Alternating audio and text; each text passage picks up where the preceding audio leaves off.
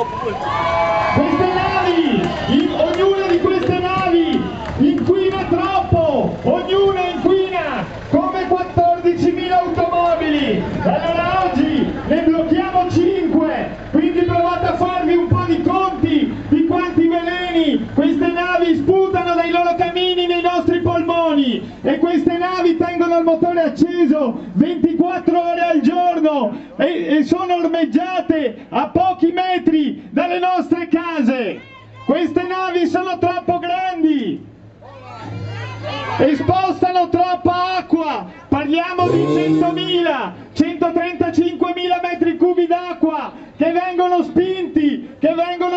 contro le nostre case, contro le nostre rive, e quando quest'acqua viene risucchiata aspira il materiale molle, aspira il fango, la sabbia che tiene insieme le pietre di Venezia, e si verificano i crolli, i cedimenti, le crepe nei nostri monumenti, nelle nostre rive, nelle nostre case. E quando queste navi passano attraverso la laguna, la scavano, la arano, ogni passaggio di nave ci restituisce una laguna sempre più profonda, sempre meno in grado di offrire resistenza all'ondata di marea, e quindi una città sempre più vulnerabile alle acque alte. Queste grandi navi poi non sono sicure. La tragedia del Giglio, la tragedia di Genova e l'incidente del 5 aprile in Marittima ce lo dimostrano. Queste grandi navi sono pericolose e devono stare fuori, ma oggi siamo qui anche per dire no al Mose, no alle grandi opere, perché dopo 2 anni di battaglie del comitato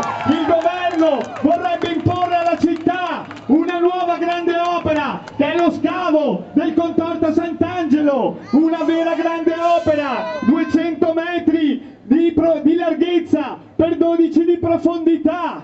per tenere comunque le grandi navi in marittima. E allo stato legislativo attuale questa grande opera verrà offerta, verrà assegnata d'ufficio alla stessa merda del Consorzio Venezia Nuova, che è la madre di tutto quello schifo che stiamo vedendo in questi giorni sui giornali, ma che è la stessa corruzione che i comitati, i movimenti e le associazioni ambientaliste stanno denunciando da 10 anni. Dovevano ascoltarci prima sul Mose, dovevano ascoltarci prima sulle grandi opere, ma oggi ci devono ascoltare subito sulle grandi navi, ed è per questo che stiamo andando alla marittima a sederci là davanti, a bloccare con i nostri corpi l'imbarco dei passeggeri. E quindi adesso mi sta giungendo notizia che sta scioperando anche il People Mover, non si sta muovendo,